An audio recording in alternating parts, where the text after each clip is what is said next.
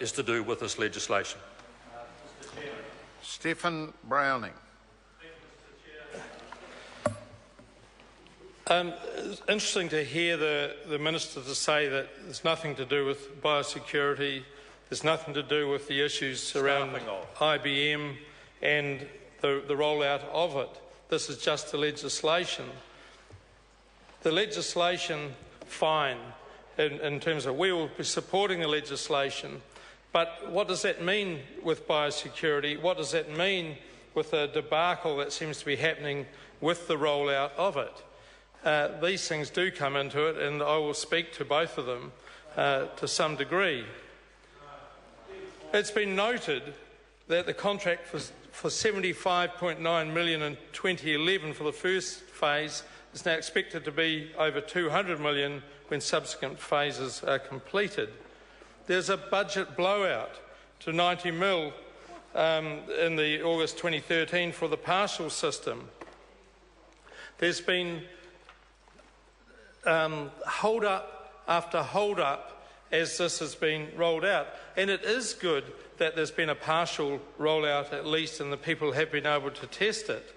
But there's something else going on, and the Minister might be able to tell us when we will hear the level of mistake and error that's gone on to the point that we do effectively seem to have a type of overpay situation. And we know that you looked at it from that point of view to see whether there were many comparatives, and it appears that there might be.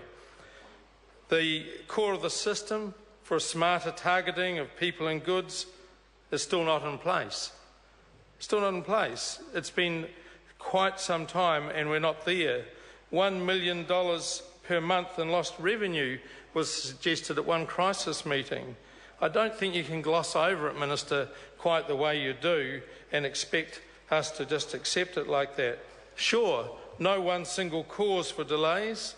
There's integration with existing systems. There's always going to be some hiccups there. It's more complicated than expected.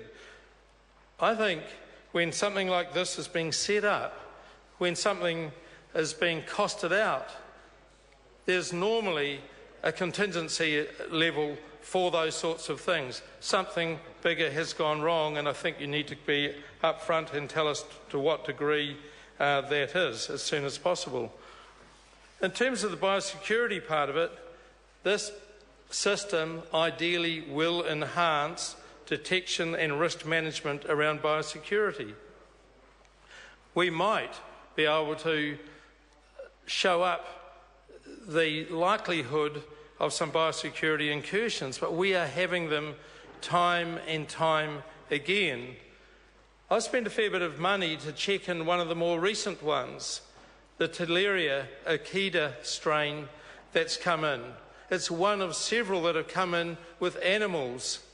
This can be the only way. Either a tick was imported that was infected, or a cattle beast was imported that was infected, had to be infected and was imported and come through whatever systems. There's another one, and I mentioned it last time I spoke on this issue here, a horse herpes. There's a new aphis in Willow. There's still the white butterfly. There are tons of things. But the Akita, not only did this government let it in, it then sat on its hands effectively, mapped its progress, and now even I, who has a lot of optimism and understanding of these things and would think that we might be able to get rid of it, I give up on it too. This government has allowed something in that's costing us millions in our dominant primary production sector in dairy to get away. And that is just one strain. There have been strains around for a long time, but this strain is costing, and it's costing dearly. One farmer says he lost over 80,000 from the disease. A disease is present in over 400 farms, and they expect it to double by the end of the year. So is this system going to stop this coming in? There's absolutely appalling that this seems to be the case time and time again. With the Tandem that's moved through the country, where we've had other systems Nova Pay's crapped out. This system appears to be ineffective. We've had, Mr. Speaker.